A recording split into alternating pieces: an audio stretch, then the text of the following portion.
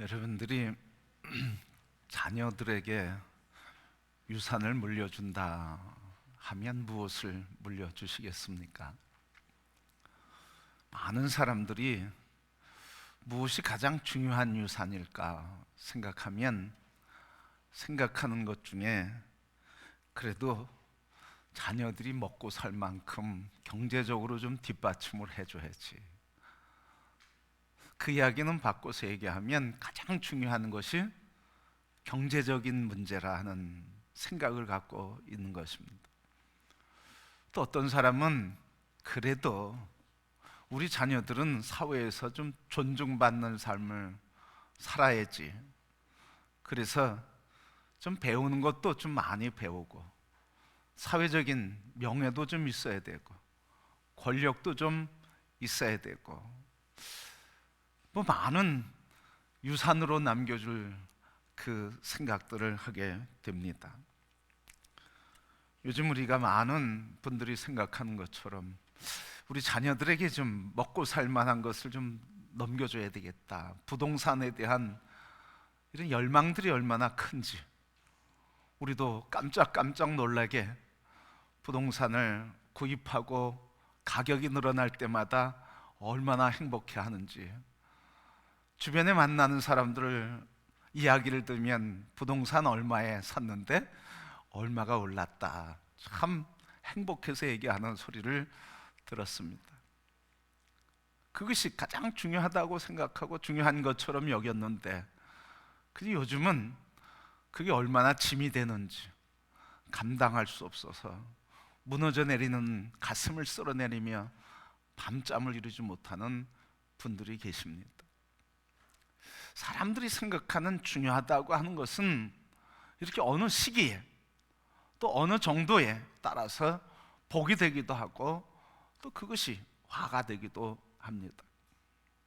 그러면 오늘 우리는 어떤 유산을 자녀에게 물려줘야 할 것인가?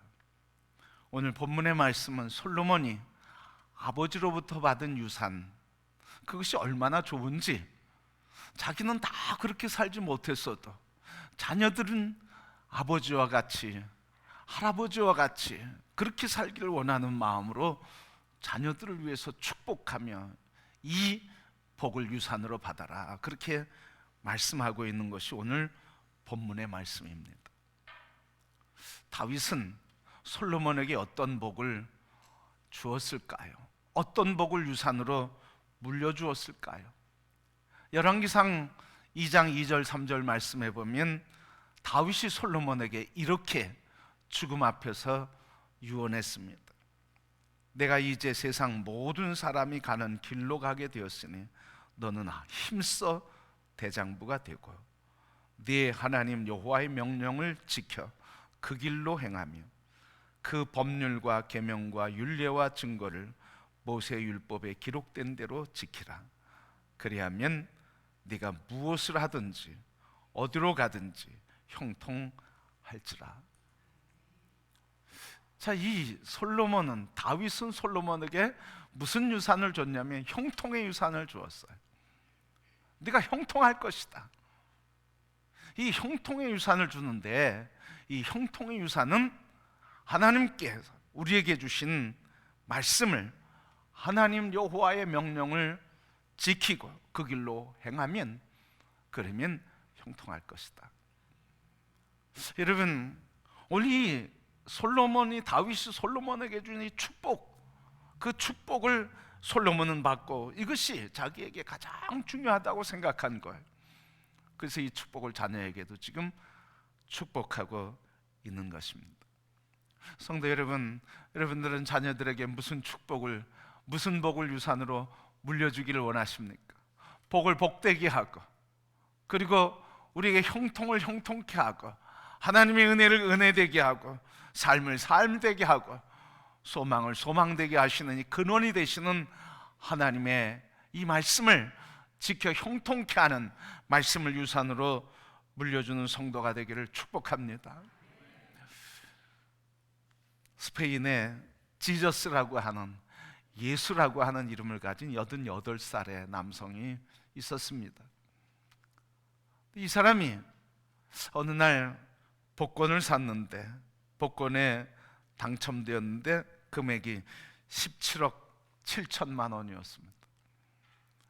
어느 사람에게는 평생을 벌어도 가질 수 없는 돈 17억 7천만 원에 당첨이 되고 나서 이 돈을 어떻게 받을 건가 고민을 하다가 일시불로 받지 않고 매달 일정액을 분할하여 받게 되었습니다. 근데 이 지저스라고 하는 예수의 이름을 가진 사람이 3개월 이 복권을 받고 나서 4개월째 된 달에 죽고 말았습니다.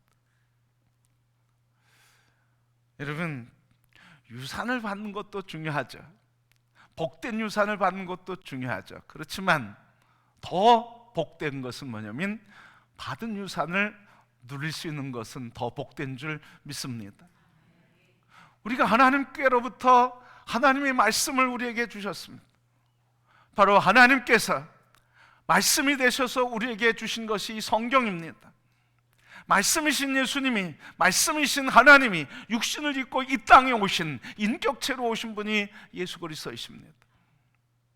그 예수 그리스도께서, 말씀이신 하나님이 영이 되셔서 우리에게 오셔서 우리에게 능력이 되시고 돕는 분, 그분이 바로 말씀이신 성령님이십니다.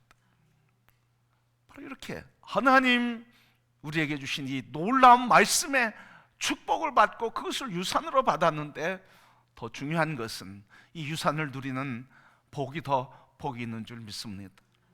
여러분, 한 분 한 분에게 다 말씀을 주셨어요. 말씀이신 예수님이 우리에게 인격적으로 다가와 계셔요. 그분이 영이 되셔서 우리 안에 좌정하고 계셔요. 바로 이런 위대한 유산을 주신 우리, 그 위대한 유산을 받은 우리, 그것을 누리는 복이 모두에게 있게 되기를 주님의 이름으로 축복합니다. 바로 이렇게 주님이, 말씀이신 주님이 우리에게 들어올 때 우리의 삶은 그 순간부터 하나님의 영이 역사하시는 거예요.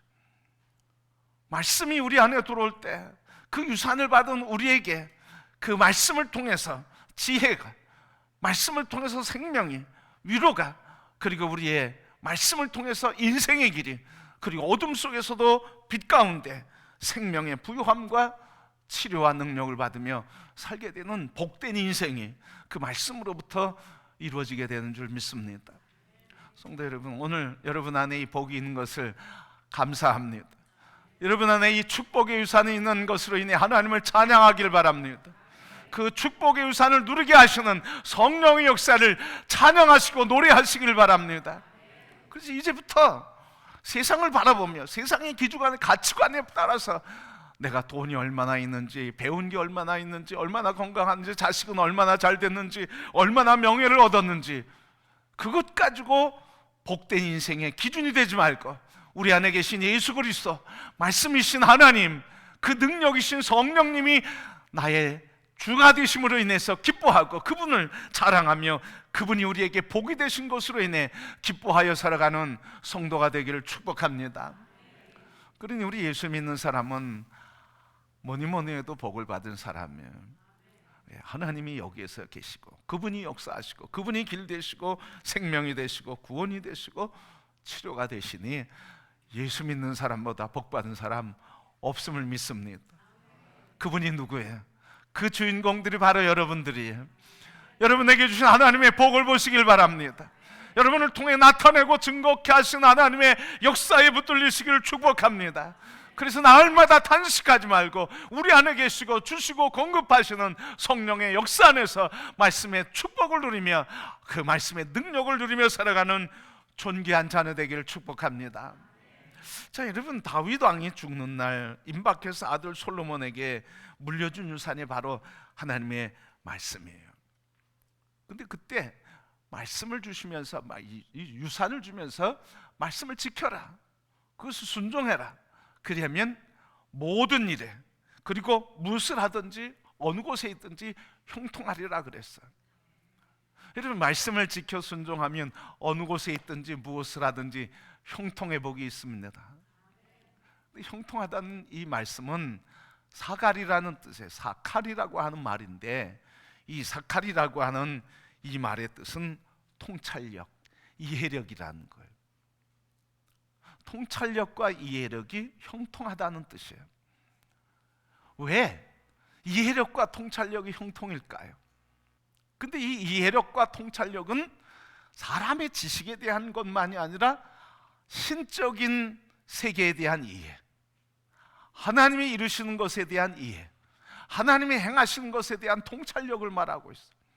그러니까 하나님의 말씀이 우리에게 임하면 그 말씀이 우리에게 어떻게 하신다는, 하나님이 지금 우리를 통해 이루고자 하시는 일들을 이해하게 되고 행하고자 하신 것을 꿰뚫어보는 통찰력이 생긴다는 거예요. 그러니까 그게 형통이라는 거죠. 모르기 때문에 어려움 당하지 않아요. 그런데 알게 해주시고 보여주시고 꿰뚫어 보여주시겠다고 하시는 말씀이에요. 이게 바로 형통한 거죠. 뭐 일이 그냥 저절로 잘 돼서만 형통이 아니라 인생의 어려운 문제와 고난과 시련과 온갖 삶의 문제들이 있는데 인생의 문제를 통해서 뭘 꿰뚫어 본다는 걸, 하나님이 형통케 하시고 이루시는 것들을 꿰뚫어 보고 이해하고 그것을 이루어갈 수 있도록 하나님의 말씀이 우리를 인도해 주신다는 거예요. 그러게 여러분, 형통한 사람은 어떤 사람입니까? 꿰뚫어 보는 능력을 갖는 사람, 하나님의 역사를 이해하는 사람. 그렇기 때문에 하나님께서 뭐 하라는 거예요? 하나님의 말씀을 묵상하라, 지켜라. 하나님의 말씀을 들으라, 지켜라. 하나님의 말씀을 통해서 우리에게 이 역사가 있다는 거예요. 성도 여러분, 형통하기를 다 원하시죠? 복되기를 원하시죠? 그 형통과 복의 근원이 되시는 하나님의 말씀을 유산으로 받았으니 이 말씀과 늘 교제하는 성도가 되기를 축복합니다. 그때 우리의 눈이 확 열리는 거야. 그래서 하나님의 역사를 보게 되는 거예요. 하나님이 이루시는 일을 이해하게 되는 거예요. 그래서 어떤 환경 속에서도 감사한 거예요. 바울이 감옥에 갇혀서도 복음을 증거하다가 착고에 채워서 고통스러운 삶을 살아도 거기에서 감사할 수 있는 것은 이 복음을 전하다 내가 감옥에 갇힌 것이 도리어 하나님의 복음을 확장하는 역사를 이루게 하신다고 감사하며 하나님의 역사를 바라보고 찬송할 때 감옥의 문이 열리며 간수가 예수를 영접하며 그 집안이 구원의 역사를 이루는 놀라운 일을 보게 된 것입니다. 어떻게 이런 역사가 있습니까? 어떻게 이런 고백을 할 수 있습니까? 하나님의 말씀, 그분과 교제하니까 하나님이 나를 통해서 고통당하는 삶의 순간 속에서도 하나님이 행하시는 일을 보게 되니까 감사한 거예요. 그 꿰뚫어 보니까 감사한 거예요. 그러게 성도 여러분, 형통하다는 건 문제가 없는 거 아니죠? 문제가 있다는 것이죠.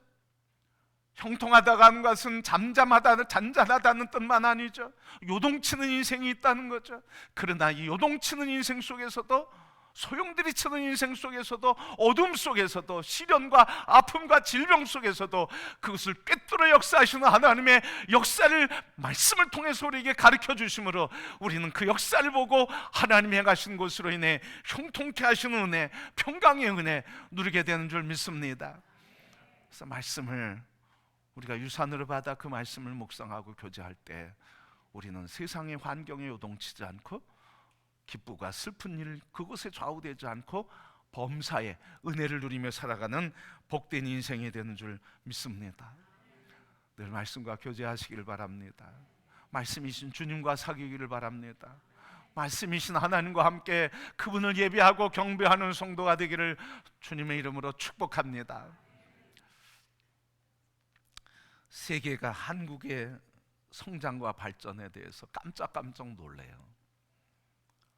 근데 이 한국이 이렇게 성장할 수 있는 배경에 밑거름에는 많은 요인이 있지만 그 중에 하나가 공부에 대한 열정입니다.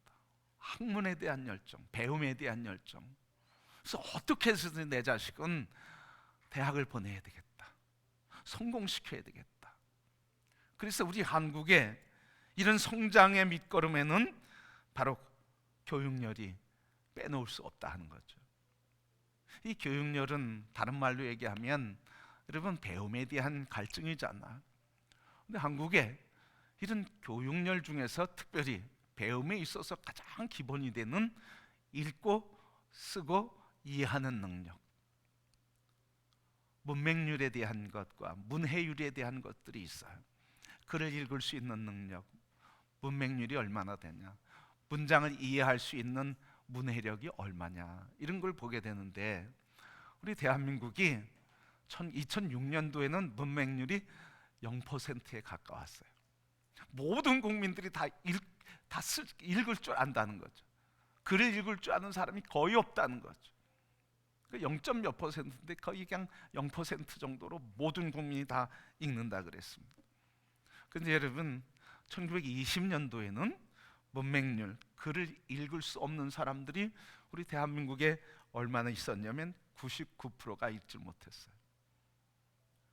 그런데 1948년 정부 수립 이후에 41.3%, 그리고 68년도에 4.1%로 줄었습니다.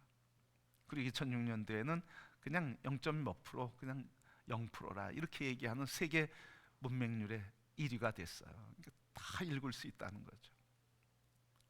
여러분, 바로 이 문명률, 그러니까 글을 읽을 수 있다고 하는 것과 글을 읽을 수 없다고 하는 건 너무나 큰 차이가 있어요.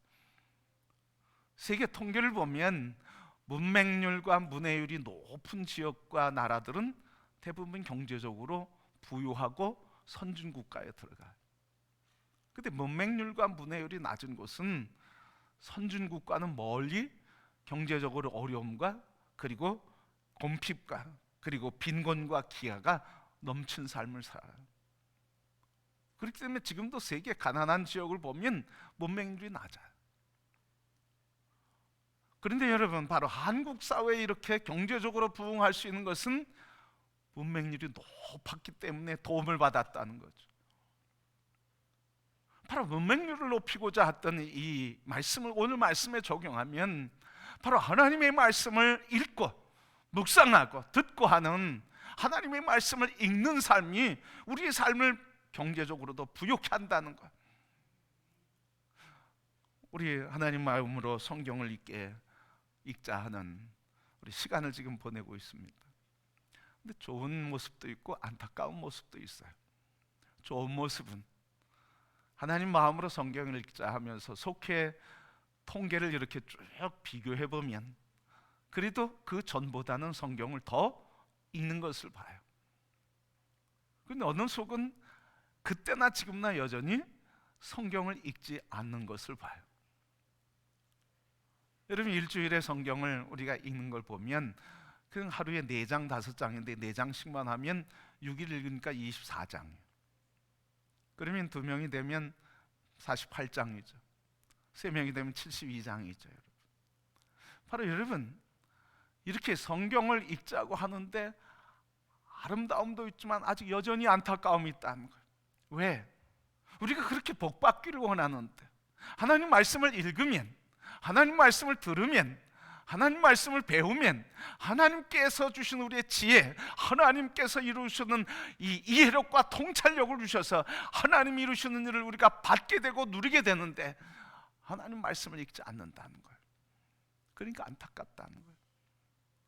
성도 여러분, 하나님의 말씀에 더 가까이 다가가는 성도가 되기를 소원합니다. 교회가 부흥하기를 원해요.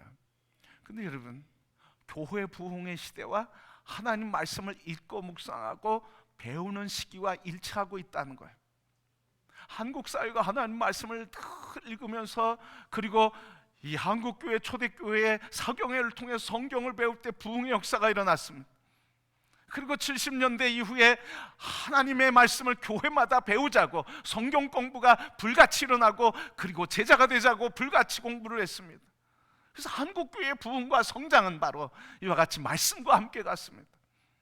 그렇기 때문에 교회가 부흥하기를 원하는 그 교회마다 말씀이 회복되면 하나님이 부흥을 일으키시는 줄 믿습니다. 근데 시대가 변하기를 원해요. 나라가 변하기를 도해요. 정의로운 사회, 공의로운 사회, 이 땅에 평강을 원하고 하나님의 나라가 임하기를 원해요. 그런데 여러분, 하나님의 나라가 이루어지고 국가와 역사가 변화되고 건강해지는 시대를 보면 하나님의 말씀에 회복된 시대였어요. 종교개혁이 일어나면서 교회가 새로워지게 됐습니다. 그러니까 이게 하나님의 말씀을 읽고 묵상하고 배우는 거에는 개인적인 영성의 회복만이 아니라, 그리고 이 땅에서 물질과 삶의 회복만이 아니라 우리 교회의 회복이고 역사의 회복이고 하나님 나라가 세계를 다스리는 통치 역사가 말씀을 통해서 함께 이루어지고 있다고 하는 것을 우리에게 말해주고 있습니다. 복받기를 원하십니까? 회복되기를 원하십니까?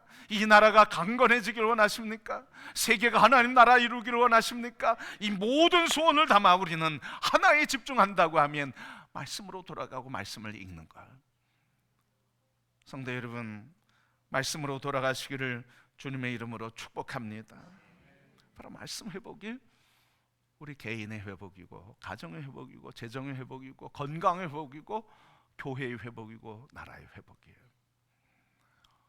금년에 목회하면서 말씀으로 사는 그리스도인이라고 하는 표를 가지고 말씀을 읽자, 말씀을 묵상하자, 묵상한 말씀을 나누자, 하나님 말씀 배우고 나누자 이 말이죠. 하나님 말씀 듣고 나누자는 거죠. 왜? 그것이 우리의 영혼을 살리고 우리의 가정을 살리고 나의 경제의 삶을 살리고 이 교회를 살리며 역사를 살리고 하나님 나라를 이루게 하시는 능력이 되기에 이 말씀을 통해서 하나님의 비전을 받게 되고 예수님의 사람으로 성품이 변화되고 그 성령의 능력 안에서 권세를 갖고 세상을 이기며 살아가는 능력자가 되기에 말씀을 배우고 말씀을 묵상하며 말씀으로 돌아갈 때 이 놀라운 역사 이루어지기에 말씀을 가지고 말씀으로 사는 그리스도인이 되어야 되겠다고 그렇게 기도하고 있습니다. 성도 여러분, 우리 모든 성도가 이 말씀으로 돌아가시기를 축복합니다. 그때 축복의 역사가 있는데 그 축복이 오늘 본문의 말씀이에요. 하나님 말씀, 그분을 경외할 때 어떤 복이 있는지 오늘 하나님의 말씀을 붙들고 그분을 경외할 때 주시는 축복이 나와 있는데 그 축복이 놀랍도록 우리가 요구하는 것, 원하는 것 다 거기 있다는 거예요. 한번 보겠습니다. 오늘 본문 말씀, 하나님의 말씀을 지키는 자와 경외하는 자에게 주시는 축복인데 오늘 말씀에 보면 오늘 2절 말씀 보면 1절 2절 말씀 보면 내 아들아 나의 법을 잊어버리지 말고 네 마음으로 나의 명령을 지키라. 그리하면 그것이 네게 장수하여 많은 해를 누리게 하며 평강을 더하게 하리라. 오늘 홀수의 절은 하나님의 말씀을 읽어라, 하나님 말씀을 묵상해라, 하나님의 말씀을 붙들어라. 그리고 2절 말씀은 축복을 해주고 있어요. 하나님을 경외하고 2절 말씀은 축복, 하나님의 말씀을 읽고 이 짝수에 흘러드는 축복이 있어요. 짝수절만 보면 이렇습니다. 2절에 장수하고 평강이 있다. 여러분, 오래 살기가 힘든 분들이 계세요. 왜? 너무 아프니까. 그런데 그냥 아픈 것이 아니라 장수하면서 무슨 복이 있어요? 평강의 복. 평강의 복. 이 평강이라고 하는 건 샬롬을 얘기하고 있어요. 샬롬은 평화예요. 이 평화는 그냥 평화가 아니라 하나님과의 관계의 평화, 사람과의 관계의 평화, 물질과의 관계의 평화, 그리고 사업과의 관계의 평화, 모든 관계의 평화를 얘기하고 있어요. 그러니까 그게 복이죠. 만나는 사람마다 평안이 있어, 복이에요. 사업 관계로 만나도 복이 있어, 평화가 있어요, 복이죠. 내 내면에 마음과 감정과 이 마음이 늘 평화예요, 복이죠, 여러분. 그래서 말씀을 지켜 순종할 때 장수와 평강이 있다. 또 4절 말씀 보니까 네 하나님 하나님과 사람 앞에서 은총과 귀중히 여김을 받는다. 하나님께서 은총을 주시고 사람에게는 존중받는데, 여러분, 사람들이 힘들어하는 이유가 뭐예요? 존중받는 삶이 안 될 땐 힘들어요. 그런데 존중받으면 행복한 거예요. 존경받는 삶이 행복한 거예요. 여러분, 하나님의 말씀을 묵상하고 그 말씀을 붙들고 그 말씀에 순종할 때 하나님으로부터는 은총을 누리지만 사람들로부터는 존경받는, 존중받는 인생이 되는 줄 믿습니다. 세 번째 보면 6절에 범사의 그를 인정하라. 그리하면 내 길을 지도해 주시리라. 길을 안내해 주는 가이드가 되어 주시겠다고 하는 말씀이죠. 또 8절 말씀 보면 네 골수 윤택케 하리라. 골수라는 게 뭐예요? 피를 만들어내는 그곳이 골수 아닙니까? 그러니까 건강의 바로메타는 피에 있어요. 골수로부터 피를 만들고 건강한 피가 만들어질 때 건강한 거예요.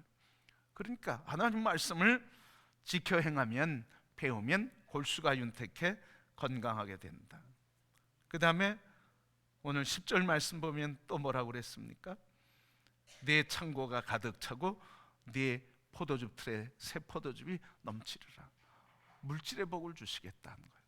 물질의 복도 말씀을 통해, 우리의 건강의 근원도 말씀을 통해, 우리의 존중받는 삶도 말씀을 통해, 하나님으로부터 은총을 입는 것도 말씀을 통해, 우리의 삶의 범사가 하나님 말씀으로부터 복을 우리에게 주시고 말씀으로부터 임한다고 하는 것을 솔로몬이 체험적으로 고백하고 있습니다.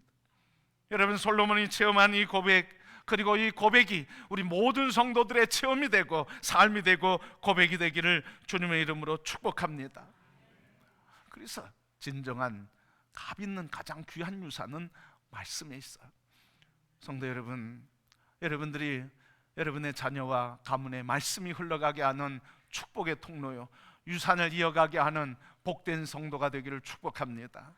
그래서 무엇보다도 우리 가정에 말씀이 유산으로 흘러가서 하나님이 가장 이 말씀을 통해 주신 복을 우리 모든 성도들이 다 누리고 자녀들이 누리며 자자손손 천대 이르기까지 말씀의 복을 누리며 하나님의 영광을 찬송하는 귀한 성도들, 그리고 후손과 가문이 되기를 주님의 이름으로 축복합니다.